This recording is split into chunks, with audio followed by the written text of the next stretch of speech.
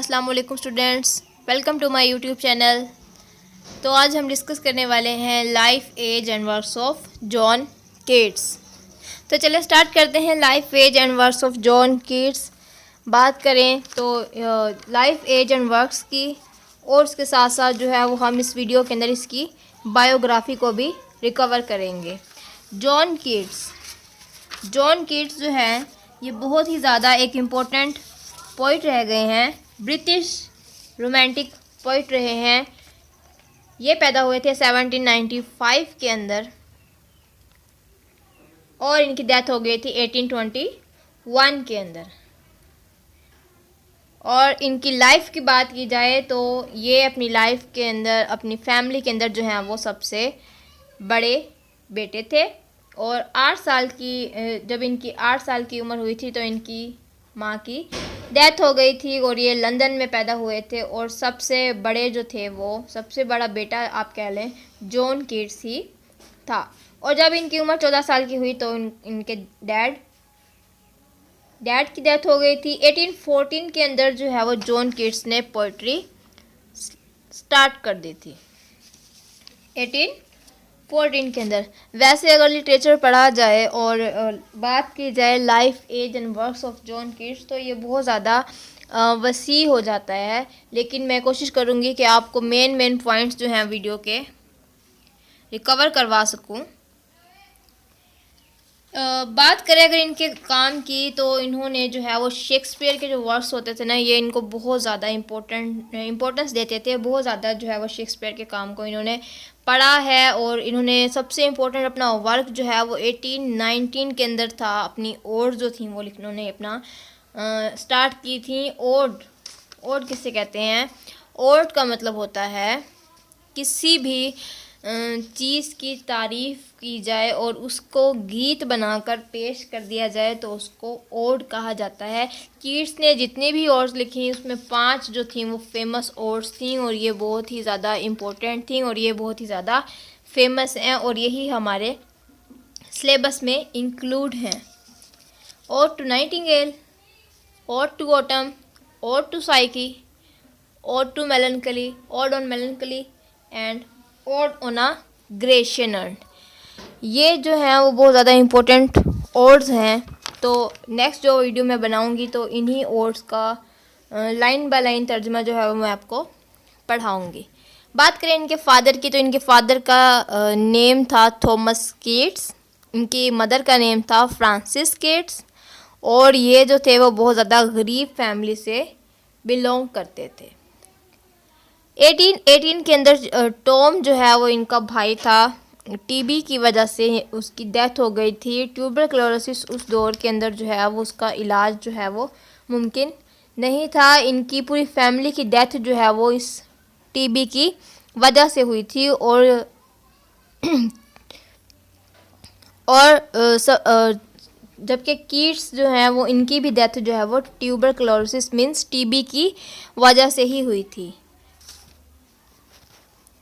बात करें इनके एजुकेशन की तो कीट्स जो हैं वो सर्जन बनना चाहते थे पहले, लेकिन इनकी ज़्यादातर जो इंटरेस्ट जो है वो बहुत ज़्यादा जो था वो शुरू से ही पोइट्री के अंदर था इनका इंटरेस्ट। और लिटरेचर में जो है इनका बहुत ज़्यादा ज़ौक़ था। फैनी ब्राउन के साथ जो है ये प्यार में पड़ गए थे। फैनी ब्राउन को जब पता चला कि कीट्स को भी जो है वो टीबी की बीमारी है तो फैनी ब्राउन ने उनके साथ इंगेजमेंट तोड़ दी। कुछ क्रिटिक्स कहते हैं कि फैनी ब्राउन को जब पता चला कि इन्होंने सर्जन के बाद लिटरेचर में पढ़ाई स्टार्ट की है और इनके पूरे घर को टीबी है तो कीट्स को भी टीबी है, तो इस वजह से फैनी ब्राउन ने भी उनके साथ इंगेजमेंट तोड़ दी। जब फैनी ब्राउन के साथ जो है वो इन्होंने इंगेजमेंट तोड़ी तब कीट्स का जो है बहुत ज़्यादा जो है वो उस पर असर हुआ। तो फिर कीट्स ने जो है वो पोइम्स लिखना स्टार्ट कर दी और इनकी जो पोइम्स का मेन थीम ही डेथ और इमोरलिटी के ऊपर बेस हुआ करता था। अच्छा, जब ये लिटरेचर के अंदर आए तो इनके 2 फेमस फ्रेंड्स थे, चार्ल्स कॉलन क्लर्क और ली हॉन्ट। ली हॉर्न ने जो है वो इनको मदद की थी कि ये अपनी लिटरेचर में जो है वो कंट्रीब्यूशंस जो है वो पेश करें। मैथ्यू अर्नल्ड ने कहा है कि लोगों ने जो है वो कीट्स के ऊपर बहुत ज़्यादा तनकीद की। शुरू में कीट्स की पोइट्री जो है वो फेमस नहीं थी, इतना लोग जो थे वो इतना फेमस कीट्स को नहीं मिली जितना लोग जो है वो क्रिटिसाइज़ कर रहे थे कीट्स के वर्क को। लेकिन कीट्स ने जो है वो काम जारी रखा और कीट्स की डेथ के बाद जो है वो कीट्स को बहुत ज़्यादा फेम मिली। और मैथ्यू अर्नल्ड कहते हैं इनके बारे में कि कीट्स जो हैं वो एक फ्लिंट और आयरन की तरह थे, जो कि पूरी कोशिश करके गए कि इंसान को हिम्मत नहीं हारनी चाहिए अपनी लाइफ के अंदर। आगे इम्पोर्टेंट वर्क्स की अगर बात करें तो 1819 एंड 1820 और 1820 जो है वो कीट्स की लाइफ के बहुत ही ज़्यादा इम्पोर्टेंट वर्क्स कह लें आप लोग, बहुत ही ज़्यादा इम्पोर्टेंट ईयर्स रह चुके हैं, क्योंकि यहीं से ही जो है वो इन्हीं सालों के अंदर जो है वो कीट्स के अंदर वो स्टेमिना और एनर्जी आई थी। बात करें इन्फ्लुएंशन की तो उनका बहुत ज़्यादा इन्फ्लुएंस्ड हुए थे एडमंड स्पेंसर से, चौसर से एंड मिल्टन से। इन लोगों की पोइट्री, इन लोगों के वर्क्स सब कुछ जो है वो जॉन कीट्स बहुत ज़्यादा अच्छे से पढ़ा करते थे और इन्हीं के वर्क से बहुत ज़्यादा मुतासिर हुए थे। बात करें इनके एक और फ्रेंड की तो पीबी शेले जो हैं वो भी इनके दोस्त थे। और जब कीट्स की बीमारी ज़्यादा हद से बढ़ गई तब डॉक्टर ने उन्हें कहा कि वो इंग्लैंड से जो है वो इटली चले जाएं इलाज के लिए। तो फेब 1821 के अंदर जो है वो इनकी डेथ हो गई थी और ये जॉन मिल्टन और पीबी शेले के साथ जो हैं वो दफन हैं। जो अब अगर हम बात करें जॉन कीट्स के इम्पोर्टेंट वर्क्स के बारे में तो ये अपने वर्क्स के अंदर जो है वो नेचर को जो है वो बहुत ज़्यादा इम्पोर्टेंट थीम हुआ करता था इनका।